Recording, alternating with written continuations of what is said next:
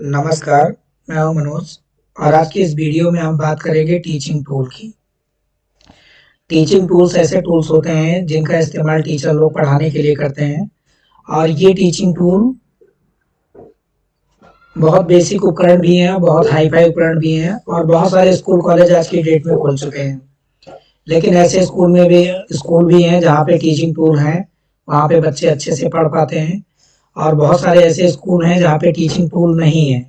तो क्या वो बच्चे अच्छे से पढ़ पाएँगे? तो मेरा मानना है कि बिल्कुल भी नहीं पढ़ पाएँगे, क्योंकि उनको समझने में दिक्कत होगी। वहाँ पे भी बहुत सारे बच्चे ऐसे होते हैं जो पढ़ लेते हैं, क्योंकि उनका दिमाग ही तेज होता है। वो चीज़ें पढ़ाने से, बोलने से ही समझ जाते हैं, लेकिन उनको समझने में आसानी नहीं होती है। आज की डेट में अपनी टेक्नोलॉजी, अपनी पढ़ाई, अपना साइंस और हर चीज़ें बहुत ही डेवलप हो गई हैं।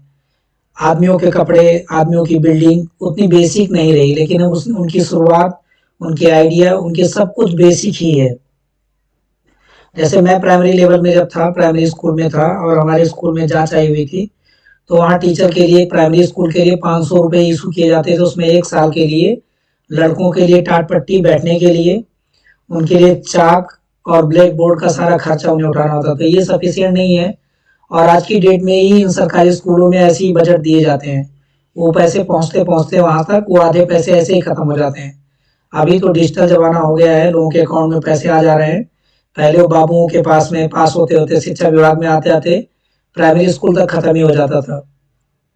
हमारे टीचर उस टाइम पे जो अधिकारी थे, जो शिक्षा विभाग के अधिकारी थे, उनके सामने हाथ जोड़कर खड़े थे कि ये 500 रुपए हमारे तक पहुँचे ही नहीं, तो हम बच्चों के लिए चाक कैसे खरीदेंगे? यही सारे साधन हैं और ये बहुत बेसिक साधन है। ब्लैक बोर्ड हो गया, ब्लैक बोर्ड बहुत सारी जगह दीवारों में बोर्ड बने हुए हैं, वो बोर्ड हम लोग मूव नहीं कर सकते, बाहर लेके उन बोर्डों को बैठ नहीं सकते। तो जो मूवेबल बोर्ड भी होते हैं, चार्ट होते हैं इन पे, जिनमें हम लोग चाक से आराम से लिख सकते हैं और ये धीरे-धीरे करके अब गायब हो रहे हैं। ब्लैक बोर्ड को काला करने के लिए हम लोग एक तकनीकी का इस्तेमाल करते थे, जो बैटरी रहती थी अपनी, सेल वाली जो टॉर्च वाली बैटरी रहती थी, उनका काला वाला पार्ट्स हम लोग निकाल के, उसका घोल बना के और बोर्ड पे लिखा देते थे, उनका लेप कर देते थे और अपना खुद का जो तख्ती होती थी, जो ये श्यामपट होता था, जो अपनी खुद की स्लेट होती थी, उनको भी हम लोग ऐसे ही काला करते थे और काला करके लिखते थे। लेकिन ये ब्लैक बोर्ड अब धीरे-धीरे करके खत्म हुए और उसके बाद में आ गए व्हाइट बोर्ड। व्हाइट बोर्ड से चाक से नहीं लिखा जा सकता, मार्कर का यूज होता है।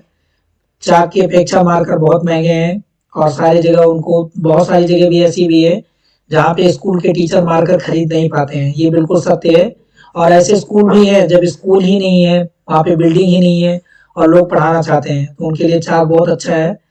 और मार्कर की अपेक्षा जो केमिकल यूज किए जाते हैं मार्कर, वो आँखों के लिए और उनको देखने में भी प्रॉब्लम होती है, तो चाक को देखने में बहुत ज़्यादा आसानी होती है, जो रिफ्लेक्शन होता है लाइट का। तो बहुत सारी क्लासिकल चीज़ें अच्छी भी हैं, उनसे भी उतना ही समझा जा सकता है। और जो मॉडर्न चीज़ें हैं, अभी ये बोर्ड ब्लैक बोर्ड से व्हाइट बोर्ड हो गए और जब लाइट हर जगह पहुँच गई, अब वो उस टाइम पे बैटरी थी, टॉर्च था, टॉर्च में सेल लगी हुई थी, वो सेल निकाल के काला किया जा सकता था, लेकिन अब वो टॉर्च ही नहीं है, क्योंकि लाइट हर जगह पहुँच गई। जब लाइट पहुँच गई तो सेल का काम खत्म हो गया। अब ये बोर्ड डिजिटल हो रहे हैं, जो अभी की पढ़ाई है, ये सारे बोर्ड डिजिटल हो गए। लेकिन बोर्ड को चलाने के लिए जिस टाइम पे स्कूल खुलेंगे, क्या उस टाइम पे लाइट वहाँ पे आएगी? अगर नहीं आएगी तो बच्चे कैसे पढ़ेंगे? और ये बहुत सारे डिजिटल बोर्ड अभी गवर्नमेंट ने लगा भी दिए गवर्नमेंट स्कूलों में। अभी क्या एक्टिव हैं कि नहीं है? तो ब्लैक बोर्ड होना, व्हाइट बोर्ड होना, डिजिटल बोर्ड होना, ये कोई ज़्यादा मायने नहीं रखता।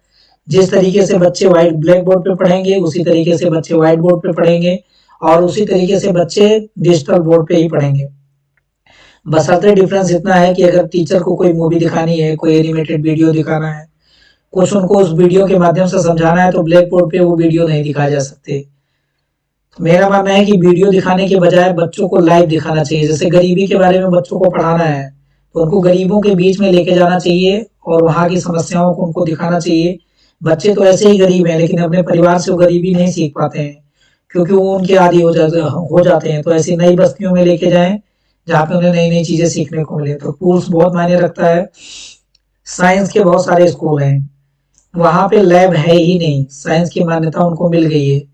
अब मान्यता उनको दे कौन रहा है? यही वाली सरकार दे रही है, यही वाले अधिकारी दे रहे हैं, तो वो पैसे लेके ही देते होंगे। जाहिर सी बात है कि वो लोग पैसे लेके उनको मान्यता दे देते हैं और बहुत सारे लोगों को मान्यताएं नहीं मिल पाती हैं। अगर साइंस की पढ़ाई है तो वहाँ लेबोरेटरी होना बहुत ज़रूरी है, लैब होना बहुत ज़रूरी है और लैब के साथ में स्टूडेंट होना बहुत ज़रूरी है और जो अध्यापक हैं उनको जानकारी होना भी बहुत ज़रूरी है। मैंने एक ऐसे केमिस्ट्री वाले टीचर को देखा जिनको पानी का फार्मूला नहीं आता था। वो जो बच्चे वहाँ पे पढ़ते हैं वो कैसे पढ़ेंगे जब उनके टीचर को खुद नहीं पता और वो अपने बच्चे को कैसे बताएंगे। वो बहुत सारे टीचर बाहर घूम रहे हैं जिनको आता तो सब कुछ है लेकिन उनको पढ़ाने के लिए माध्यम नहीं मिल रहा है। अगर वो प्राइवेट स्कूलों में लग जाएंगे तो उनको इतनी सैलरी नहीं मिल पाएगी जितनी होनी चाहिए। साधन का बहुत इंपॉर्टेंट रोल है। दूसरी चीजें आती है लेबोरेटरी हो गई और जो हमारे सामाजिक विषय हैं, जो हमारे सोशल विषय हैं, जो हमारी जियोग्राफी है। अब लोग अपने गांव के जियोग्राफी को लोग नहीं समझ पा रहे हैं। हमारे घर के पास में कौन सी नदी है, किस डायरेक्शन में बह रही है और लोग भूगोल को समझना चाहते हैं। तो भूगोल अगर पढ़ना है तो मैप का होना बहुत जरूरी है, ग्लोब का होना बहुत जरूरी है। जहाँ ग्लोब है वहां पे उसको बताने वाले लोग नहीं है, जहाँ बताने वाले लोग हैं वहाँ ग्लोब्स नहीं है। तो ये बेसिक इंस्ट्रूमेंट है, इनका होना बहुत जरूरी है। अब कंप्यूटर की क्लास करने के लिए अगर क्लास में कंप्यूटर ही नहीं चल रहा है तो किताबों में उतनी अच्छे से समझ में नहीं आएगा। तो कंप्यूटर सीखने के लिए लैपटॉप का होना जरूरी है, कंप्यूटर का होना जरूरी है और वो चलने की स्थिति में हो और उसको बताने वाले टीचर भी होने चाहिए। तभी एक बच्चा अपने अच्छे करियर का निर्माण कर पाएगा। वहीं दूसरी तरफ है हमारे गेम और खेल भी बहुत जरूरी है, क्योंकि जितनी ज्यादा जरूरी है मानसिक शिक्षा दिमाग को डेवलप करने के लिए, उतनी ही ज्यादा जरूरी है हमारी शारीरिक शिक्षा। बहुत सारे लोग माँ बाप ये सोचते हैं कि जब बच्चा क्रिकेट खेलेगा तो सचिन तेंदुलकर जैसा क्रिकेटर बन जाएगा। ऐसा बिल्कुल भी नहीं है। सचिन तेंदुलकर जैसा क्रिकेट खेल के नहीं बना जा सकता। कोई लड़का अगर थोड़े से गाने गाता है, थोड़ी सी कविताएं पढ़ता है तो उसके माँ बाप यही सोचते हैं कि हमारा बेटा हमारी बेटी लता मंगेशकर की जैसी गायक बन जाएगी। तो ऐसा बिल्कुल भी नहीं है। साधन का उतना इम्पोर्टेंट रोल तो है पर बच्चे में वो हुनर इनबिल्ट होना भी बहुत जरूरी है। बहुत सारे बच्चे क्रिकेट में आगे निकल जाते हैं, कुश्ती में आगे निकल जाते हैं, उनके पास दौड़ने के लिए जूते नहीं रहते, उनके पास खेलने के लिए वाले साधन नहीं रहते, फिर भी वो आगे निकलते हैं। तो साधन से भी ज्यादा जरूरी है बच्चे का संघर्षशील होना। जो बच्चा उस खेल के लिए, उस फील्ड के लिए जितने संघर्ष की जरूरत है, उतना संघर्ष, उतना जुनून, उतना जज्बा, वो नजरिया उस बच्चे में होना चाहिए। तो खेल से ज्यादा, बच्चे की पढ़ाई से ज्यादा उसमें जुनून, उसमें जज्बा, उसका नजरिया डेवलप करने की जरूरत है। तभी उस फील्ड में वो अपना अच्छे करियर को डेवलप कर पाएगा। साधन की तो जरूरत है ही, लेकिन अगर साधन बहुत अच्छा हो जाएगा, सब कुछ बहुत अच्छी हो जाएगी, तो ऐसा नहीं है कि वो उतना अच्छा ही खेलेगा। जैसे मान लो कोई बच्चा अपना अपना करियर किसी क्रिकेट में बनाना चाहता है तो उसके लिए क्या चाहिए? ग्लव चाहिए, हेलमेट चाहिए, स्टैम्प चाहिए, बैट चाहिए, फील्ड चाहिए। ये सब सारे साधन, बेसिक साधन उसके पास होना ही होना चाहिए। लेकिन ऐसा जरूरी नहीं है कि सारे साधन हो जाएंगे। अगर साधन नहीं रहेगा, अगर किसी बच्चे के पास स्टैम्प नहीं है, वो ये मार्केट वाला स्टैम्प नहीं खरीद पा रहा है, लेकिन उसमें जो उसकी निशानेबाजी है, जो बल्ले पे वो गेंद मारेगा, चलती हुई चीज को कैच कर लेगा और उसकी कैचिंग पावर है, जो गेंद को पकड़ लेगा, जो अच्छी फील्डिंग कर लेगा, उसमें वो हुनर डेवलप हो जाएगा। और वो एक बार सोचेगा कि हमारे पास ये चीज नहीं है तो हमको ये चीजें लानी चाहिए, हमें ये चीज करनी चाहिए। तो साधन से भी ज्यादा जरूरी है उसके अंदर का जज्बा और उसका इंटरनल जज्बा, अंदर का जज्बा। ऊपर से कुछ बोल देने से, किसी को कोई मोटिवेशन देने से वो अच्छा नहीं कर पाएगा, जितना हो कि अंदर से जज्बे से वो अच्छा करेगा।